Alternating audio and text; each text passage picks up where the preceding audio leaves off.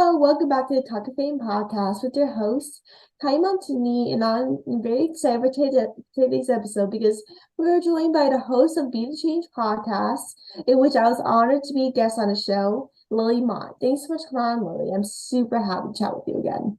Of course, I'm so excited to be here. Yeah, I'm so happy to have you on. So you are the host of the Be the Change podcast, which is about young people and organizations making a difference around the country and the world. Like, what type of people do you kind of feature or showcase on the show? Yeah, so I really started, it's kind of evolved a lot at this point in, and I'm sure we'll talk about that. But at this point in kind of the podcast scope, I really look for Gen Z in particular. I look for students who, mostly students who are kind of going through this change making process and trying to develop these different initiatives. Often it's activists, advocates, change makers. Change makers is kind of a good broad umbrella to encompass all of these different people. And often I just kind of look for people that are making a difference in their communities, countries, even around the world. And I really try to be kind of diverse in the scope of that. So people who are working on a bunch of different issues and who are passionate about different things, because I think it's just as much of a learning opportunity as it is an opportunity to kind of raise awareness about their work. So yeah, I kind of anyone and everyone. There's a wide scope of guests. But yeah, it's really developed to be really exciting platform with lots of different guests. And I think I'm close to 150 episodes at this point. So kind of crazy. That's crazy. Like, when did you start this whole thing? Like, did you start this during the pandemic or did you start before? Yes, so I started during the pandemic and it was a very kind of organic process to start it. I was in Washington, D.C. I was an intern there. And of course, it was COVID summer, that it was June 2020. And I was in DC doing and kind of it was mostly just virtual. And I was still there though. And that's when the protests following the murder of George Floyd broke out. And there was all of these different movements on the streets. And in the first couple of days, I decided to just go to Lafayette Square Park. And it was actually the day that protesters were cleared out from what would become Black Lives Matter Plaza. And so I just started to record, and my phone was only on 7%. So it ended up dying. And of course, my parents are not very happy about this. It was more of a do it and then ask for forgiveness after. So Mm. my phone died, and I ended up protesting all night. And I think I ended up like back in my apartment at 2 a.m. And then I just kind of felt so many emotions from seeing that scene and being tear gassed and shot by rubber bullets. And that was the first time that I'd ever had an experience like that. And so I just kind of started jotting down my thoughts. And I knew that this was this moment where a lot of people weren't able to be at those protests and be on the streets in that way, of course, because of the pandemic and because of where they lived around the country. And so they were seeing it on the news. And so I wanted to give kind of a perspective from my own, I guess at the time, 19-year-old, just me, and share it with kind of my friends and family and tell them what I was seeing.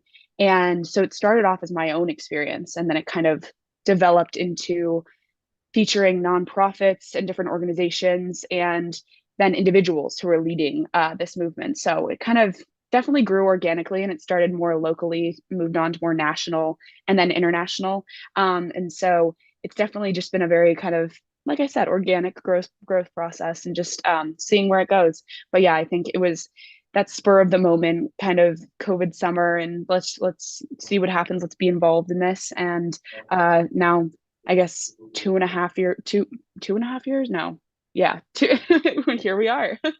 Yeah, that's crazy. Like, do you think if the protest in 2020 didn't happen, like you wouldn't have like your podcast and everything? Because for me, like if the pandemic wouldn't happen, I wouldn't be doing this if it wasn't for that wasted time and doing nothing. Yeah, I think it's interesting because I think podcasting too, and I wonder if you feel the same, but I think podcasting as an industry really, really boomed over the pandemic because everyone Hmm. was doing kind of their, podcast walks, and they had so much time to, time around the house to listen, and they wanted to still educate themselves in some way. And, just having this kind of constantly going in your AirPods, having a podcast playing is a great way to do that. I think I've always been really passionate about journalism. So I think Hmm. in some form, something like this would have developed. I'm not sure if it would have been in the same way, just because I did have that kind of catalyzing event. So I think maybe it would look a little bit different, or it would have been delayed or something. But I think I would have found my way to this type of project. I'm not sure in what form it would be without the protests and things, but yeah, I think I still would have. My hero was Christiane Amanpour, and I love her different interviews and everything. I love the format of her show. So I think I've kind of adapted that to be what I could do, and interviewing these young change makers is kind of my way of doing that. But I think I would have eventually found my way to something like this, but the protest was a great way to kind of kickstart it. And I think the pandemic, like you said, I also had so much time to kind of develop it. So that definitely helped. Like, were you into podcasts before? Like you started your own? Because, like, for me, like, I was only listening to like maybe two podcasts before I even started this. I wasn't like a big podcast person until after I started this. That's funny. Yeah, I think I started to actually only get into them. I actually haven't like thought about that. I only started to get into them probably a couple months before the pandemic started. So I guess a little bit prior to the pandemic. But admittedly, I was very much kind of a crime junkie, like the Mm-hmm. crime podcast type. I would always listen to them when I was working out because it was easier to kind of run with just the podcast going. And I Mm-hmm. wanted a distraction that wasn't music. So I think, yeah, I started to kind of dip my toe into just the podcasting world a little bit before the pandemic. And I was like, I think this is something, that is a really cool. It has a lot of news potential, but I hadn't really Mm-hmm. like dove into it in the same way. So Mm-hmm. yeah. Yeah, like what is like your song like or your favorite podcast that you like to listen to? I know this is a hard question. I know it's hard for me too. Like I listen to so many, but it's hard to pick just like one.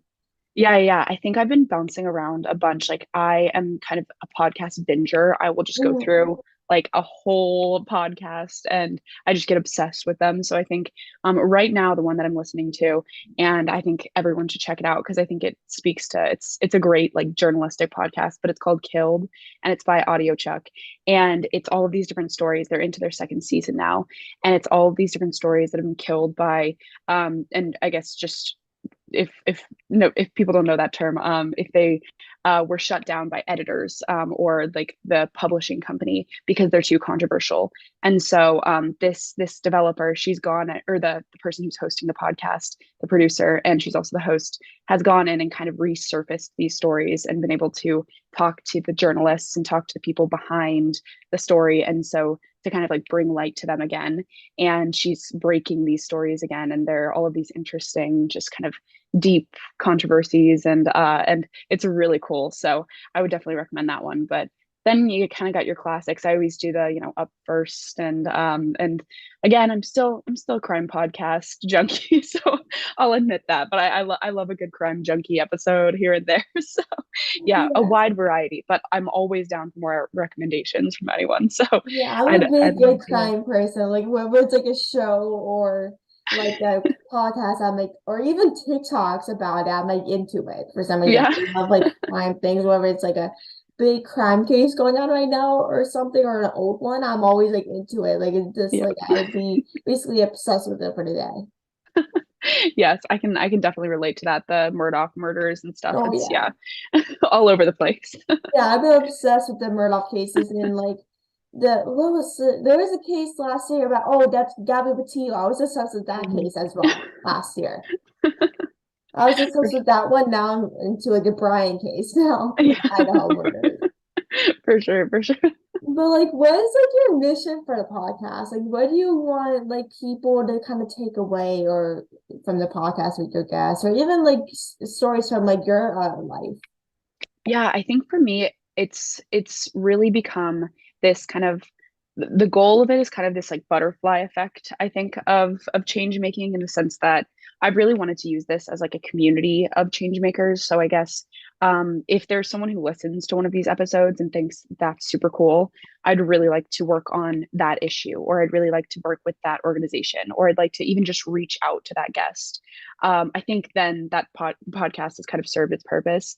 I think just raising awareness about the work that young people are doing and hopefully inspiring other people to also do something like that or to also get involved in a way. I think that's really the goal. And just the more people that can kind of listen, and like I said, if they find anything, even a little thing that they think is interesting, and they give it a quick Google, I think it's kind of served its purpose in educating people and also just inspiring other people to get involved.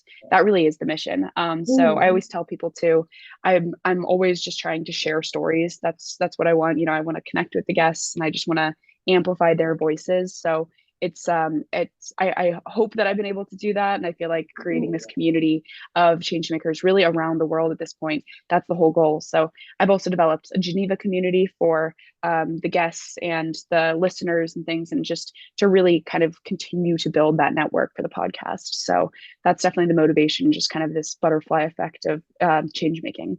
Like you are definitely like making change with your podcast. It's definitely like with all the guests and your experience. Like your first episode was about the George Floyd, like all these things protests, right? Yes, yes. So that was definitely, it's interesting because that was, like I mentioned, that was kind of my own experience in like, and it wasn't even, I guess, necessarily change making. It was just kind of sharing what I had seen and the sights and smells and everything that had gone on. And then from there, I was able to, since I was still in DC, I featured a lot of DC activists. And then when I moved, when I bounced around, I'm from Colorado originally. So from Colorado to I lived in the Outer Banks for a summer to back to school at Washington Lee University, where I go in Virginia. And so then it became more national just because I was bouncing around the US. And then I went to study abroad for a year. And then it became more international because I actually got to meet a bunch of people. I was at Oxford. And so I got to meet some Rhodes Scholars and some people who are doing amazing work over there. And so it's kind of cool because as I've developed as kind of a student and as a journalist, the podcast has kind of grown with me. So that's what Mm-hmm. I like to say. It's kind of a cool reflection of my travels and my experiences so far. Like you're exactly right. Because even though like you're doing a podcast, even like with being in college or high school, like you are making connections. Like you always like find person like that like everywhere you go. Like I just Yeah, feel like every place you go, whether it's like out of country or staying abroad or going to California or somewhere, you always know someone in that place. And yeah, that's like yeah. the best part about doing a podcast is that like you know everyone in the industry. Where Exactly. Exactly. Or if you have questions, or that's what's been cool for me is, if you have something like I recently got connected with someone who's working in ChatGPT, and now it's like, oh, that's so cool. Like I never would have, known about that. And I get to kind of learn about this through her, which is just, it's so cool. That's the best part about like doing podcasts or even like doing journalism is that like you learn many things I didn't know about 2 years ago. Like it's just like each episode you're learning something new. Like you just learn something you may know or may not know. Like you're learning many topics. Maybe it's like climate change, women empowerment, or whatever it is that they're passionate about. Like you're learning so many new details I never knew like 2 days ago before the interview. I totally agree. Yes, absolutely. And like, did you want to kind of like pursue journalism after you graduate from university, or it's kind of like, oh, I'm just going to keep this in college, like that type of thing?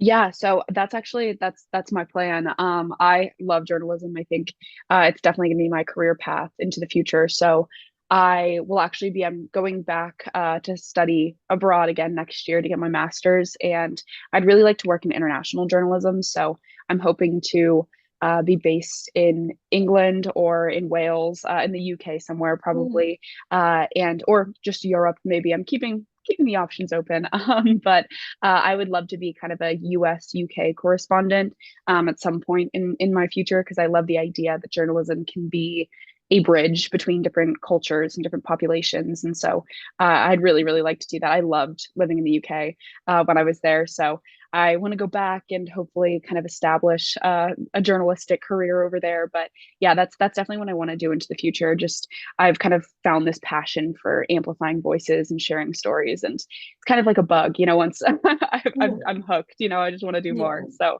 that's the goal.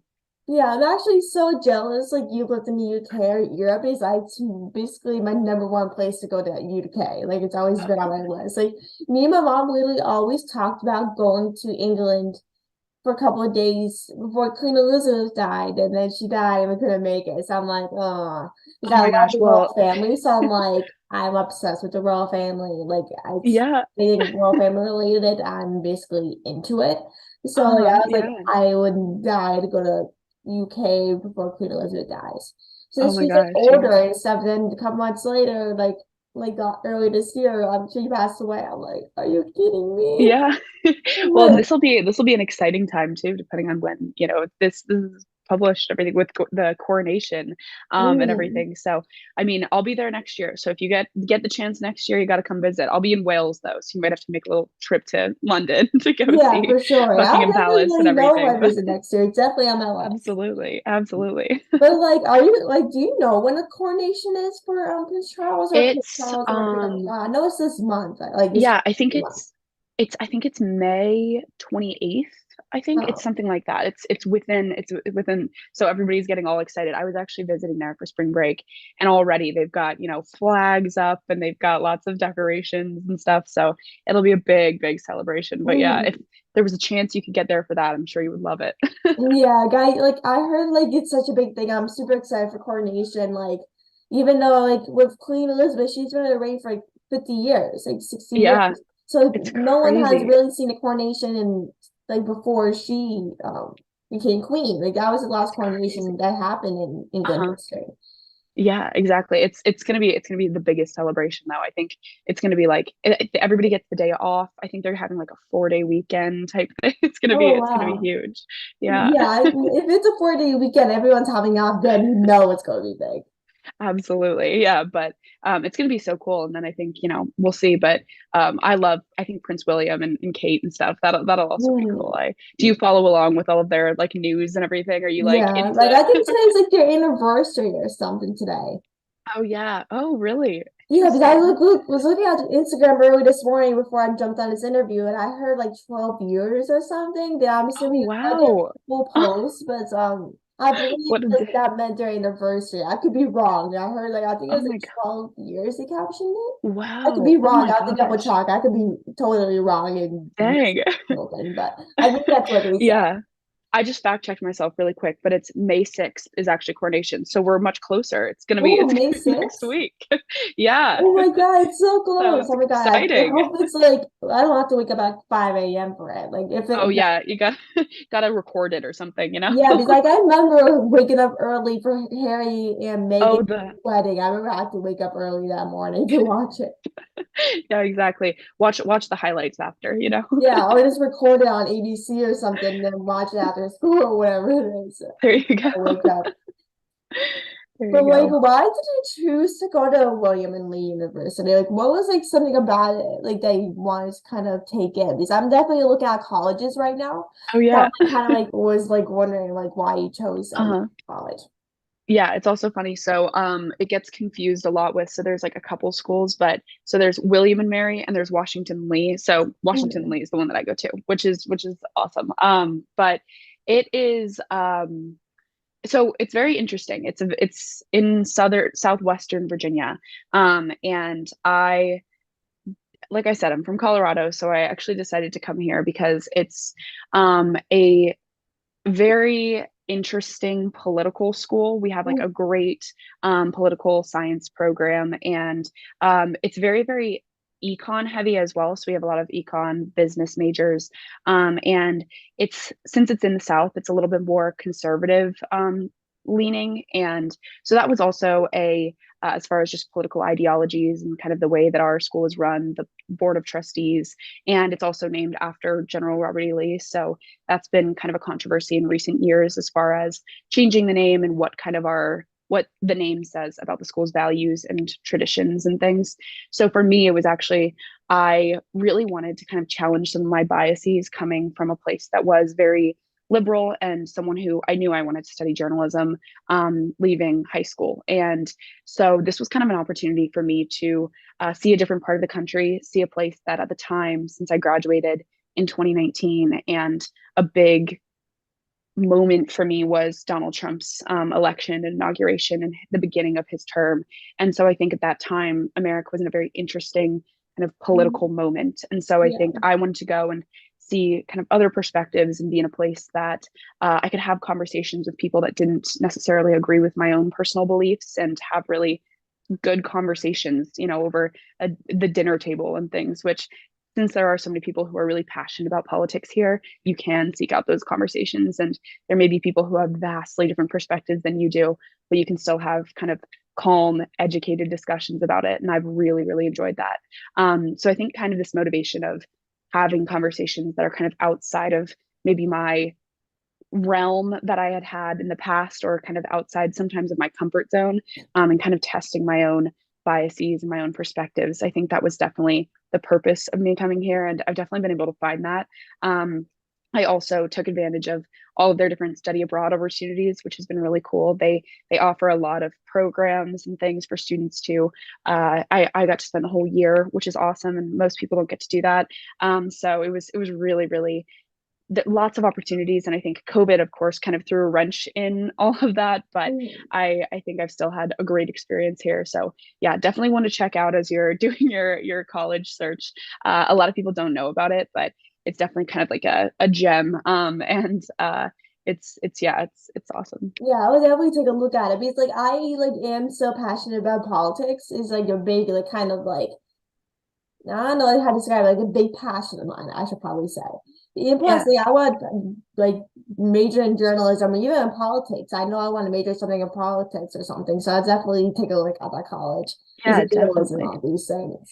Yeah, it's definitely a little bit. I will say, it's kind of a controversial place, but I'm very grateful for the opportunities and stuff that and if you are interested in having a lot of different viewpoints and things, it's a great place to have conversations. And yeah, lots of opportunities on the table. So if you're interested in study abroad, if you're interested in politics, even journalism, continuing with all of your work in this realm of things, it's definitely it's there's a lot of opportunities here. Amazing. I definitely took a look at it. Like I like any Mhm. opportunity I get to do journalism or even study abroad, definitely on my list to do in college or even in politics. I definitely take a look at it now. I'm a little crazy that and now I'm looking into it finally. But why should like people like make change in the world with your mission? Like with like your podcast name it says be the change, and with that mission of the podcast, I really empathize the podcast as well as what you want to do with a podcast. But like, why should people like make change in like what they believe in?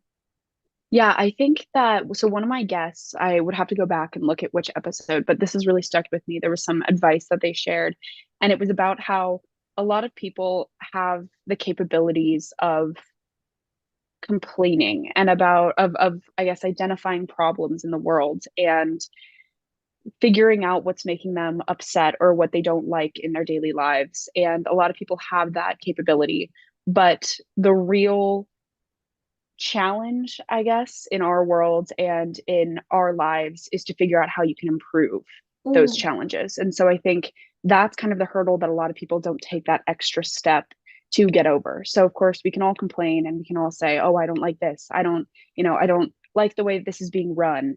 Any number of complaints that you may have in your life, but it takes that extra step to actually try to figure out what you can do about it and how you can solve that for yourself and for others.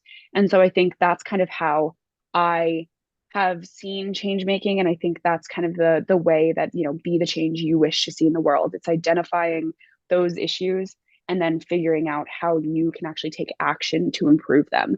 And I think the best interviews that I've had and so many people from that I've gotten to speak to through the podcast have really exemplified that it's figuring out a problem, figuring out how to change it, how to solve it, and not only for yourself but also for future generations that may also face that problem. mm, And I think so there's kind of three different steps to it, but I think that's definitely been my motivation with all of these conversations and things. I just am so inspired by that mindset that yes, we can all complain and we can all say, oh, I wish this was better, but it's actually figuring out how to address that and improving it. And so many of the problems that we face, we have the capability of kind of chipping away and making a difference. And I think that's what so many of my guests have been doing. But I think that's why I'm kind of motivated to continue this podcast and share those stories. So hopefully people can take that extra step and try to improve those issues that they see in the world. Like I like what you said because like even though like there might be so many things going on the road at the moment. Like there's so many things you could do to make change in what's going on. Like some people might think like, how am I supposed to make change in this opportunity? Or what's going on? And like the only thing I can recommend is that like just use your voice, post on social media, like tell your friends and family about like what's going on and why you're so passionate, or even start an organization or even a podcast. Like there's so many ways they can do to use your voice, or even just reach out to different activists. Like look, like a big thing on you can find people is maybe LinkedIn or Instagram, social media, whatever it is. Like there's so many people that probably feel the same way as you and want to make change in the world. Even though it might not be the same view as you, because a lot of people, especially in today's world, have different opinions and like kind of like to use it against you when they talk about it. You know, I mean, it's like sometimes you may have to be careful in what you want to talk about because of course it might hurt some people in some ways, but then like as long as you talk about it and be careful what you're saying, that's the only thing you can really do is use your voice and talk about what's going on and what you're passionate about. I totally agree. And I think everyone, and that's kind of something that I stress on the podcast too, is everyone has a voice and everyone has Mm-hmm. the capacity to, share their thoughts and to share. And of course, like you said, you have to be careful with that sometimes. But, if you feel passionately about something, share that. And if you feel like there's a problem that you see, you can make that difference. And everybody has that ability. So it's just kind of tapping into that and inspiring people to use their voices. That's the whole goal of the podcast. For sure. And like, what are some projects that you're passionate about, or even like organizations or things? Like, what are some things that you're passionate about? Yeah, I think for me, it's definitely in recent years, and I guess for my whole life, I've been really passionate about education, and so that's kind Mm, of manifested itself in a bunch of different ways in my life. And I think journalism is kind of my path through education, and I guess to improving the world through education, because I think journalism is kind of a means of widespread education and sharing information that benefits others, and I guess, amplifying issues in the world so others can also take action. So that's been kind of my path. But I love tutoring. I love being in schools. I think that, especially in America, the education system is facing a lot of challenges right now. And I think it's such an important institution in our country and around the world. And it really, to me, is just the backbone of everything in our world. So both of my parents are public school teachers, and I've just always been very, very passionate about supporting teachers, supporting students, being in schools as much as I can. And so I think for me, that's kind of the biggest cause, or I guess the biggest issue that I'm really passionate about. And I could talk for hours and hours about education mm, issues and policy and things. So that's definitely kind of my own personal passion, something that I'm going to continue. I love education reporting and things. So something that I'm definitely going to continue to kind of tap into the future, just because I think it's such an important issue. you're definitely right. Like, how did like growing up with your teacher, like not with your parents being teachers, like how do you think that has impacted you in like being so passionate about education and all these things? Yeah. So for me, I always say I kind of grew up in schools. Like I'm sure that everybody had that, kid who their parents were teachers, so they just were hanging out in schools all the time. And my mom was a third grade teacher, and my dad was a high school teacher, so they kind of were there throughout my entire K through 12 education. And for me, I came to develop the life motto, and my parents instilled this in me from a very young age. But to whom much is given, much is expected, and Mm-hmm. I had been given so many opportunities by my parents and by their emphasis on education and always being there in my school. And I think then I wanted to use those opportunities. And so I think that has really inspired me to continue to be involved in journalism, in, tutoring, in being in helping other students and, trying to benefit other future generations. And so I think I just have always used education as kind of the means for, giving back in my community. And I just saw my parents, they, work so many hours and they work so hard to be great teachers. And I think that I've always been so inspired by that, just because Mm-hmm. being a teacher is kind of a thankless job. And Yeah.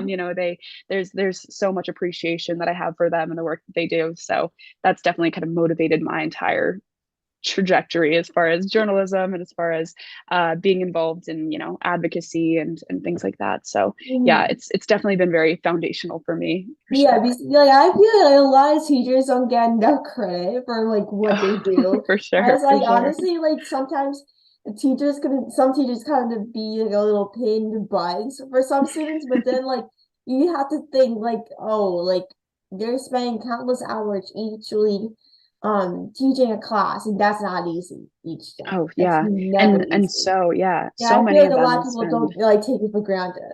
Yeah. And so many of them spend, I mean, my parents would work like so many hours, it would be like a 6 a.m. to 4 p.m. type job, and they would just put in so many hours and weekends and, just to be good teachers and to give that gift of education to their students. And so I think, yeah, for me, it's always been something that I think a lot about kind of their work ethic and how they were public servants. And that's just motivated me and all of the different kind of turns of my education career and hopefully into my professional career. And yeah, so definitely a very influencing factor for me. And like the last thing I have for you is like, what is some advice for upcoming podcasters or someone who wants to use their voice but don't know how?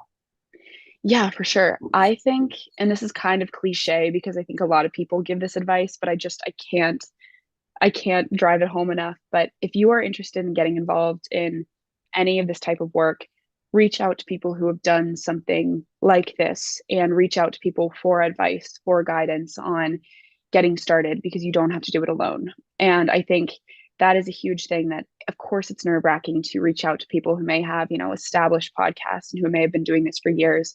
But what's the harm in asking, right? And I Yeah. always say the worst thing they can say is no, right? The hmm worst thing they can say is, sorry, I don't have enough time, or I'll get back to you, or something. And that's the worst thing they can say. And hmm so it never hurts to just reach out to someone, like you said, LinkedIn, Instagram, email. Like so many people want to help, and especially they want to help young people who are coming up with great ideas and who are ambitious and who are developing projects for the future. So reach out. It never hurts to send an email. And someone like, I would love to help out anyone who's interested in, developing a podcast. I can give you equipment advice, I can give you editing software, so many different things. So I think it always just starts with asking that question and figuring out if hmm there's someone you admire, or if there's someone that you're interested in connecting with, do it.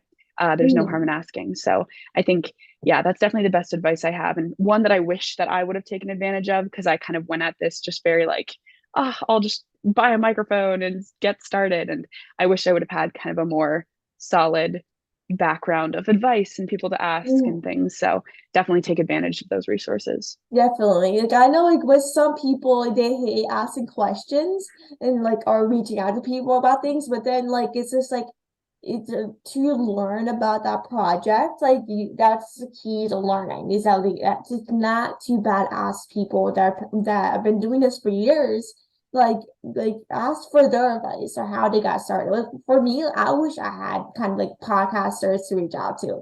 Like I Yeah, didn't know yeah. like you should reach out to people or anything before I Hmm. started. Like I just started this podcast and just record my first episode without being prepared on what the mission was or anything. Like, Yeah. And just for us, like I'm I sure. didn't know how like you're supposed to do that until like maybe a couple months in. Yeah. And I'm sure, for you too, and I'm sure that you agree with this. It's like now I would love to help people who, Yeah, I'm like, please reach out, yeah, I would love, I'm always available. So I'm sure, yeah. Kylie, I'm sure you'll link my contact details and stuff too. Cause but yeah, and by email, by Instagram, anything, reach out. Yeah, reach out. Like it's never like reach out to me or Lily or anyone. Because Uh-huh. like even if you want to get podcasting or anything, like feel free to reach out. Like I'm always happy. I'm sure for you as well to like help Hmm. out with anybody. I'm always willing to answer questions, even though I might not know the answer to that question. Of course, not we always don't know the answer to every question, but then like it's always willing to give like answers that you might think might help to that question they might be interested in. Exactly. And there's no harm, worst they can say is no, and we certainly won't say no. So Yeah, reach out to we either won't of say us. no. We'll never say no. We'll always be happy to help you, like no matter what. Absolutely. We might be busy in some things, but we'll always be happy to help. That's the best thing Definitely. about doing it is that we're always For happy to sure. help and mentor you or have or answer any questions you have. For sure, for sure. I totally agree. And then, like, thank you so much, Lily, for coming on the podcast. I really appreciate it. I love chatting with you again. And I'm so honored to talk with you again and be a guest on your podcast. I really appreciate it. We'll definitely do this again soon. Thanks so much, Lily. Of course, of course. Thank you for having me. Of course. Have a good rest of your day. Thank you so much for coming on. Thank you. Bye, Okay, Kylie. bye.